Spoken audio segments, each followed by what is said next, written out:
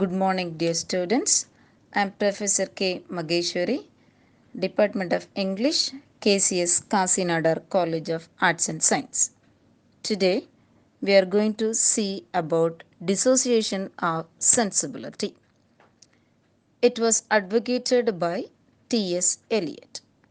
Before getting into the literary theory called dissociation of sensibility, let us know about the critical development of 20th century. In the 20th century, there were so many key critical names in Britain, that is F.R. Lewis, T.S. Eliot, William Emerson, and I.A. Richards.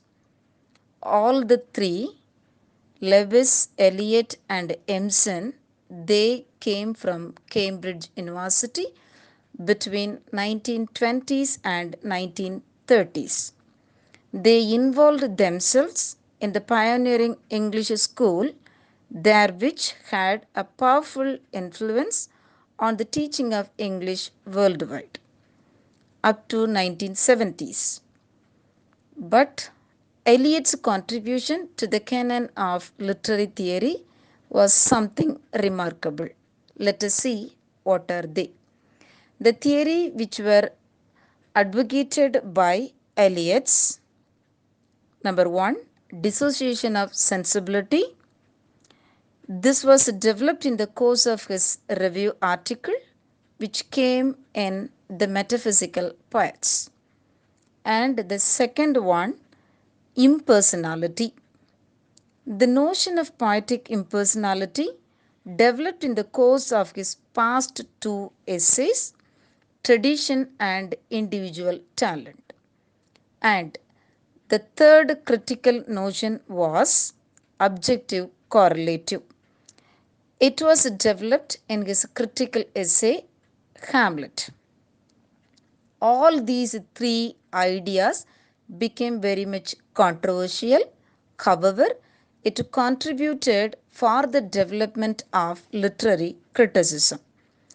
Now, let us see what do you mean by dissociation of sensibility. It is a literary term first used by T.S. Eliot in his essay, The Metaphysical Poets. It refers to the way in which intellectual thought was separated from the experience of feeling in 17th century. What T.S. Eliot tries to convey that during the 17th century there was no association between thoughts and feeling. There was radical separation of thought from feeling. Actually, there was no historical evidence found for this dissociation of thoughts and feeling. But Eliot says it was. This concept has given a new dimension to literary criticism. He used this term to describe dissociation between thoughts and feeling. Actually, through this critical work, Eliot tries to define the metaphysical poets. According to Eliot, poets of 17th century were simple, artificial, difficult or fantastic. Look at the compo. They were simple as well as artificial. They were difficult as well as fantastic. So this is a viewpoint of T.S. Eliot on 17th century poets.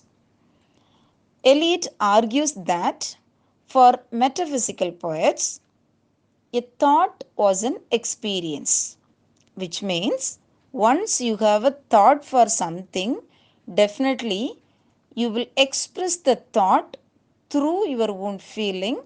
Through the feeling, you will get an experience. So, Eliot says that according to metaphysical poet, a thought was an experience. And next he goes on. A thought was integrated with emotional and bodily response. Once you are thoughtful of something, it has a connection with your own emotion. That emotion is expressed through your own physical changes. For example, when you have love on somebody or something else, the thought on them made you to feel for them. That feel will reflect either in the form of physical union or in the form of caring, otherwise cry, smile, laughing, and all sort of these emotions are the output of the sensation or the emotion which came out of thought. Since the time of John Milton, thought has been divorced from feeling. There was no union between thought and feeling. Again, it is a viewpoint of T.S. Eliot, because later period even T.S. Eliot himself changes his own viewpoint. Eliot does not regard Tennyson and Browning as a great poet. He accepted that they had ideas, but they failed to transform their ideas into emotions and sensation.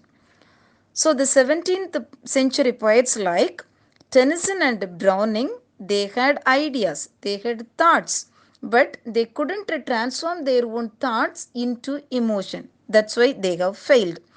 Again, this is a point of Eliot on 17th century. So there he again insists the point called dissociation of sensibility. Merely dry thoughts on logic do not make a great poet. So, according to him, dissociation of sensibility is a linguistic and cultural malaise from which English literature and society have never recovered. Actually, this provoked much discussion, and sometimes it has been challenged as a misleadingly simplification of literary history. Why it provoked much discussion? Because in almost all the poets, they have thoughts. They express their own thoughts in the form of emotion. So, we can find the relationship between thoughts and emotion in all the poets, including 17th century poets. But T.S. Eliot denies that. He says that the reason for this dissociation of sensibility might have been caused by the Civil War, English Civil War, which took place in the year between 1642 and 1646. It was, it was an idea which came to his own mind in the later part of his own literary career. But in the beginning, he believed that there was an association of thoughts or sensibility in 17th century writers. T.S. Eliot appreciates John Donne for his ability to unify intellectual thought and feeling. T.S. Eliot believes that John Donne had the capacity to combine his own intellectual idea and feeling. And in the course of the development of poetry during the 17th century, faced an obstacle due to this disassociation. Again, it is a belief of T.S. Eliot, but in reality, it was not so.